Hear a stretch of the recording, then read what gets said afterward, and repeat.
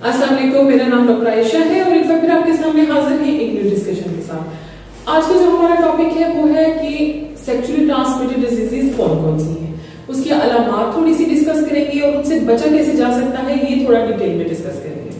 उससे पहले हमारे चैनल को लाइक, सब्सक्राइब और शेयर करना ना भूलें। अपॉइंटमेंट के लिए नंबर स्क्रीन पे चल रहा है। चलिए अपने टॉपिक की तरफ आते हैं। सेक्सुअली ट्रांसमिटेड डिजीजेस वो डिजीजेस हैं यानी कि जो जिस्मानी ताल्लुक से फैलने वाली बीमारियां हैं, उसमें आ जाता है। आप लोगों को पता है बड़ी कॉमन सी बीमारियां हैं, कुछ के नाम आपको पता होंगे, कुछ का आपको आइडिया नहीं होगा। HIV, AIDS, syphilis, trichomonas, gonorrhoea, chlamydia, genital herpes, इस नाम से ये बीमारियां होती हैं।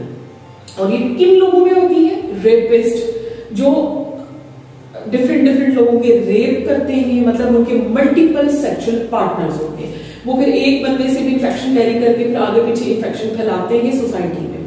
इसी तरीके से ऐसे लोग जो अल्कोहल यूज करते हैं, स्मोकिंग करते हैं, ड्रिंकिंग करते हैं, उनमें ये चीज कॉमन है। ऐसे ही जिनके मल्टीपल सेक्सुअल पार्टनर, जैसे कि मैंने शुरू में कहा, रेप का क्राइटेरिया थोड़ा डिफरेंट आता है, लेकिन अक्सर आजकल सोसाइटी में, यूरोप में ये चीज बहुत कॉमन है बिकॉज उनके मल्टीपल सेक्सुअल पार्टनर्स होते हैं। इनकी अलामत क्या है?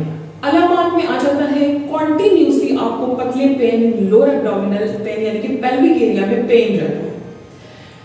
पेशाब करते हुए आपको तकलीफ हो सकती है, जलन हो सकती है। यूटीआई के भी साइन सिम्टम इससे मिलते जुलते हैं, लेकिन ये छोटी मोटी एंटीबायोटिक से रिलीफ नहीं होता, कॉन्टिन्यूसली रहता है। इंटरवली बात होकर इसकी इंटेंसिटी बढ़ती भी है। दूसरी बात, इसका पीरियड से भी कोई ताल्लुक नहीं होता इस पेन का। वो आपको कॉन्टिन्यूसली हल्का हल्का हैवीनेस फील होती है, आपको पेन रहता है, बर्निंग रहती है। और इसका सबसे कॉमन जो साइन होता है, साइन सिम्टम्स है, उसमें आ जाता है कि आपके प्राइवेट एरिया में फिंसी, फोड़े, जख्म, अल्सर की फॉर्म ये ले सकते हैं। तो बेहतर होता है कि आप फिजिकली अपने डॉक्टर को जरूर कंसल्ट करें, जरूर डिटेल डिस्कशन करें। बात लोगों को इसके साथ फीवर भी रहता है, वो फिर आपके डॉक्टर आपको डिटेल चेकअप करके उसको रूल आउट करते हैं कि क्या आप हिस्ट्री लेते हैं। History matters a lot. अब हम डिस्कस करेंगे कि हम इससे बच कैसे सकते हैं। इससे बचने का सबसे बेहतरीन तरीका है कि आप स्क्रीनिंग कराएं। अगर आपने एक पार्टनर के साथ सोच लिया है कि हमने इसके साथ लाइफ टाइम रहना है, इसके साथ जो सेक्सुअल रिलेशन है वो एक ही बंदे के साथ रखने हैं, तो बिफोर मैरिज आपको ये स्क्रीनिंग प्रोफाइल करा लेनी चाहिए। चाहे अगर कोई इन्फेक्शन है और अभी वो शुरू में ही है तो उसको रूल आउट करके, उसको डायग्नोज करके उसको प्रॉपरली ट्रीट किया जाए। इसी तरीके से कॉन्डम्स यूज हो सकते हैं ताकि इन्फेक्शन ज्यादा तौर पे ना फैले। ऐसे ही ये होता है कि अगर छोटे मोटे अल्सर्स हैं, इन्फेक्शंस हैं, तो आपने जरूर अपनी डॉक्टर, ऐसा कोई भी अलामत साइन है तो आपने अपने डॉक्टर से जरूर कंसल्ट करना है। और अगर आप ड्रिंक कर रहे हैं, अल्कोहल ले रहे हैं, स्मोकिंग, आप चेन स्मोकर हैं, तो आपको उसको क्विट करना पड़ेगा। अगर इन्फेक्शन अगर आपको हो जाए और प्रेगनेंसी हो तो उसमें क्या हो सकता है जी? उसमें होता है प्रीटर्म डिलीवरी, यानी कि टाइम से पहले आपको दर्दे लग के बच्चा डिलीवर हो सकता है, मिसकैरेजेस हो सकते हैं। बच्चा अगर पैदा होता है तो वो या फिर अंधा होता है, ब्लाइंड बेबी होता है, या हेयरिंग लॉस, उसको सुनने की सलाहियत नहीं होती। आम बंदा है अगर वो प्रेग्नेंट नहीं है तो उसमें क्या हो सकता है? उसमें हार्ट डिफेक्ट्स आ जाते हैं, हार्ट एबनॉर्मेलिटीज, हार्ट इश्यूज आ सकते हैं, हार्ट के प्रॉब्लम्स आ सकते हैं, ब्रेन इश्यूज आ सकते हैं। इसी तरह से जो डिफरेंट आपके सिस्टम है, जैसे किडनी का प्रॉपर सिस्टम है आपका, इसी तरीके से जो आपका डाइजेस्टिव सिस्टम है वो इफेक्ट हो सकता है, ब्रेन इफेक्ट हो सकता है। तो कोशिश करें कि आप अपना जो सेक्सुअल पार्टनर है वो एक ही रखें ताकि इस तरह के इन्फेक्शन स्प्रेड ना हो।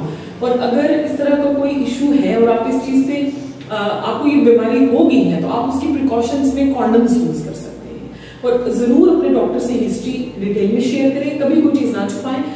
बाकी चीजों का तो डायग्नोसिस टाइम पे पता चल जाता है, लेकिन जो HIV और एड्स होता है अक्सर वो लेट स्टेजेस में जाके पता चलता है, जहां बहुत देर हो चुकी होती है। और एक और चीज मैं इसका बताऊंगी कि इनफर्टिलिटी की भी ये बहुत बड़ी वजह होती है, क्योंकि इस इन्फेक्शन में अक्सर ये जो पेन, ये सारे साइन सिम्टम्स होते हैं। बाजू का फीमेल्स में स्मेली डिस्चार्ज की भी कंप्लेन होती है, कॉन्टिन्यूसली डिस्चार्ज होता रहता है, जिसकी वजह से PID में पेलेंट करती है फीमेल, यानी कि पेल्विक इन्फ्लेमेटरी डिजीज। काफी डिटेल से मैंने इस पे काफी दफा वीडियो बनाई है, आप जरूर देखिएगा। उसमें क्या होता है कि आपको कॉन्टिन्यूसली इन्फेक्शन रहता है और आपकी जो ट्यूबें होती है ना, फलैपियन ट्यूब्स, उसमें इन्फेक्शन हो जाता है, एडहेरेंस बन जाती है, वो बंद हो जाती है और ब्लॉकेज ट्यूब की वजह से आप इन्फर्टिलिटी का शिकार भी होते हैं। होप सो आपको काफी नॉलेज हुआ होगा, आपको बहुत सी चीजों का पता चला होगा, बहुत सी चीजें आपकी क्लियर हुई होगी। इसी के के साथ हमें इजाजत दें। एक न्यू टॉपिक के साथ आपके सामने फिर हाजिर होंगे। अपना ख्याल रखिए। अल्लाह हाफ़िज़।